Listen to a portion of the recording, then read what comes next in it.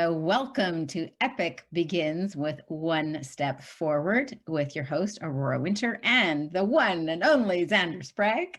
So delighted to be connecting with you today. And today we're going to be talking about the key thing about how to plan your epic life, business, health, relationships, etc. But before we get into planning and all the tips you have, I'd love you to give an update for our listeners about what you've been busy doing, the highlights of what you have achieved over the past few weeks.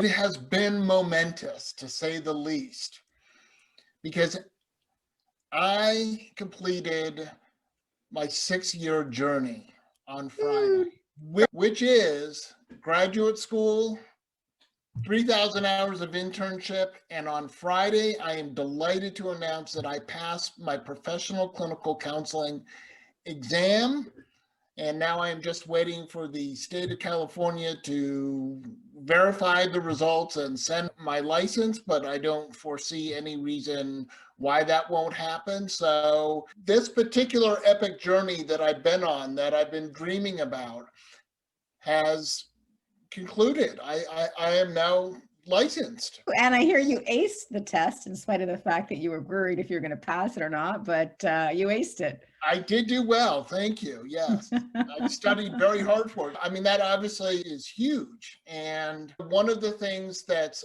interesting I've been experiencing over the last few days is, like any epic journey, when you get to the end, you are really excited, but there's that now what? And I have to admit, I've had a few moments of all of these things that I've been telling people I'm going to do once I get licensed. I now have to do these things. It's like the day after Christmas or the day after your birthday. It's now what? But fortunately, you've got a lot of other epic plans. So before we go on to what the challenges have been over the last few weeks, can you just explain how much it means to you to have this completed? What difference will this make in your life and the lives of the people you serve? For me personally, again, 6 years of my life going for this thing and hitting milestones and stuff. It means a lot to me. I feel very accomplished because this was no menial task. There was a lot of work that went into this. What does it mean for other people? It's a few things. It means I can now officially and legally provide mental health services on my own for other people. I think it also helps to, when I'm speaking, helps to back up what I'm saying and the legitimacy of what I'm saying, because I think a lot of people, when you are a licensed mental health professional, a lot goes into that. So there's some weight behind what I'm saying. There's some proof. Yeah, you're not just shooting from the hip. There's a lot of weight, years of work and 3,000 hours of practical experience. So you're not just making it up on the fly. Absolutely. And I think in general, we understand what someone who becomes like a medical doctor goes through. So there's that understanding. And so I think there's that. I think also, I just think it helps me in that side of trying to provide education for other mental health providers. Being licensed gives me more legitimacy for them to listen to me and help other sibling survivors. Well, it's like Jordan Peterson. His book, 12 Rules for Life, is great and useful for the general public, but the fact that he's also a professor and has a clinical practice lends credence to what he's saying and lends weight to what he's saying. He's not just making it up 2 seconds before the interview. So it'll help you as you're talking about your new book, Epic Begins with One Step Forward. Okay, so what about obstacles over the past few weeks? What obstacles have you experienced? Then, of course, we will want to just leave a takeaway from the past couple of weeks, what value add for the audience, and then we'll get on to planning. I think like one obstacle that I think everyone can relate to is I was studying really hard for this exam. And you have that yin and yang of I'm feeling confident one moment, and then all of a sudden I can't remember the symptoms for general anxiety. Oh my God, I can't remember anything. I'm going to fail. I think that that obstacle of truly believing in yourself, I really do. But we always have doubt that comes in. And I went into the exam knowing that I would pass, because as you say, Aurora, it already is. Just by asking the universe for it, it is already happened. That's right. And just knowing that if I didn't quite know something, or I had to make a guesstimation on a question, to rely on my experience and not freak out.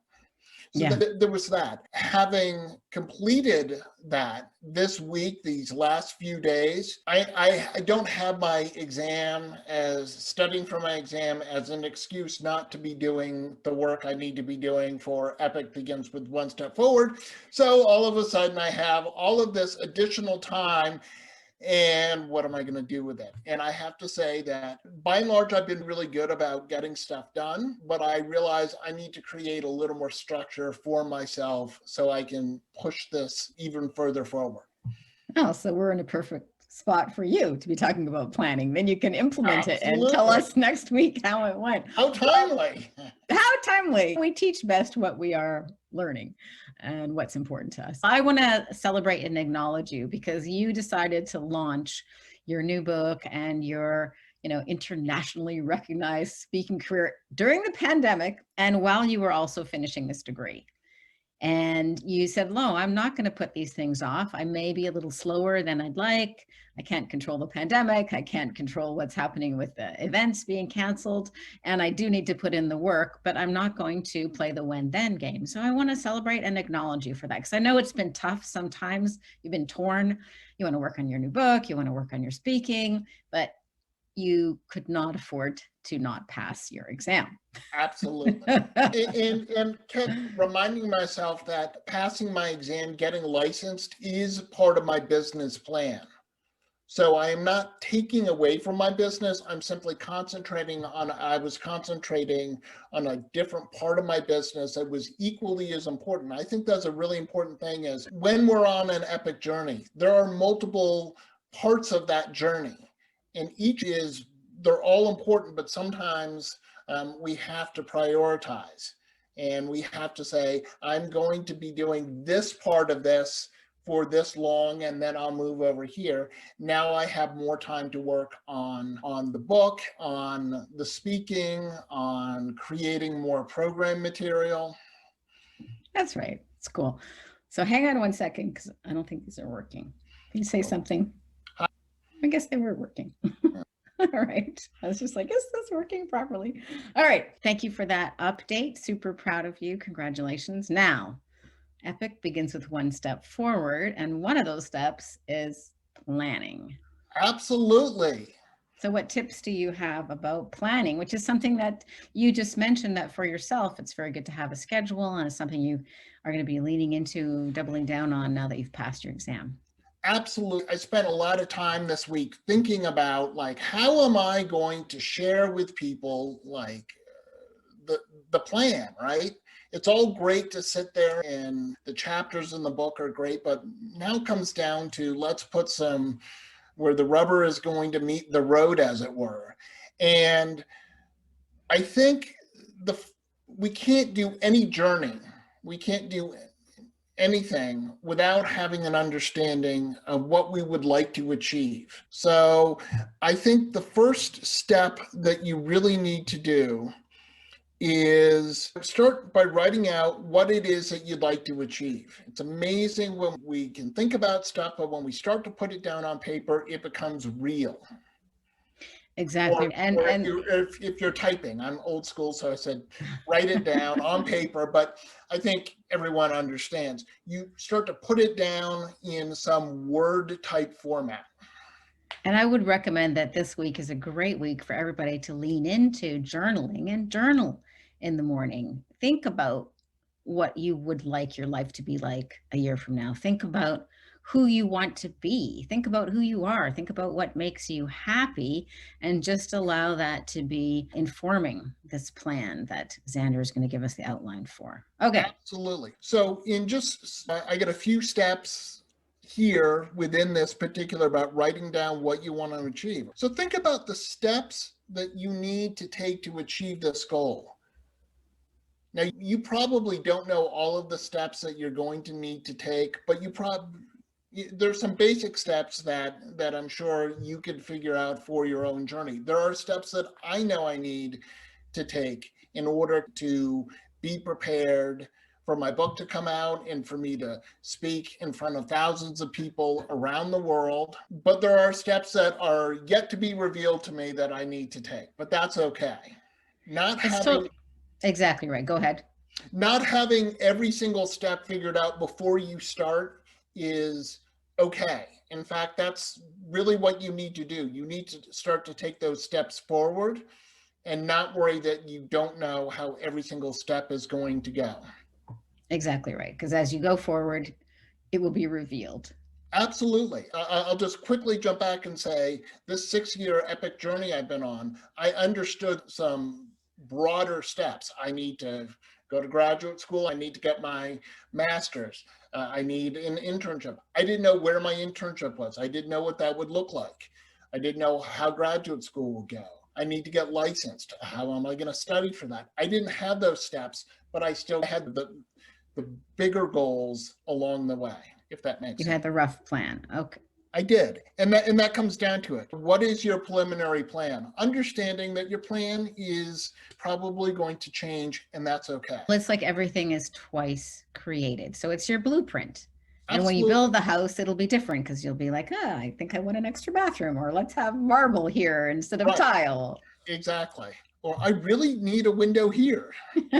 I think another key thing is, who do you need to help you to achieve this? Start to think about how to do this. No one can do an epic journey on their own. I did not get to where I am without the support of friends and family and new people that I met along the way who were instrumental in my success.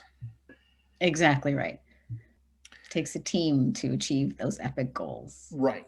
Now, the next thing is create a timeline for start at the end. Start where it is that you want to get to, and then work your way backwards. It sounds funny, but it's actually it's a very easy way to do your planning, because if you understand this time and space where you want to be, then you can work your way backwards. And it's so much more peaceful, like you said earlier. I have that attitude, it's already done. And when you're sitting in that space of, I've already passed my exam, or it's already done, whatever your goal is, it's so much easier to see what did you do the week before and the week before. So to give a really small example, my new book, Your $1 Million Message, is coming out May 5th, 2021. So I'm planning on having 100 reviews in May. Okay, so what do I have to do to get 100 reviews? It's a simple, straightforward goal. So on average, one person in 100 will review a book. So I'm like, okay, I need to sell 10,000 books, or give away 10,000 books, or somehow get my book in 10,000 hands to achieve that goal. But by having the goal, it also made me realize, wait a minute, what if I focused on places where people are more likely to give a review? Like Goodreads, for example. So I decided 2 days ago, I'm doing a Goodreads giveaway. People can go to Goodreads, they can get giving away 100 ebook copies before the book is released. And Goodreads really strongly encourages people to leave a review. You don't have to, but they encourage. So already by having it's already done, 100 reviews when the book comes out in May, helped me distinguish a stepping stone that I wouldn't have thought of if I hadn't gotten clear that was a goal. Absolutely. And I just explained when I'm talking about have that endpoint. My endpoint for my LPCC was passing the exam. Yeah. And then it worked its way backward to what do I need to do to get there? Yeah. I also think that it's really important along your journey to mark some milestones that you can reach and have celebrations for those. Because some of our epic journeys are not as long and some are multi-year. And so there were things along the way that I set as I want to achieve this. And the very first one when I entered graduate school was successfully make it through my first semester. I hadn't been formally in school for 22 years.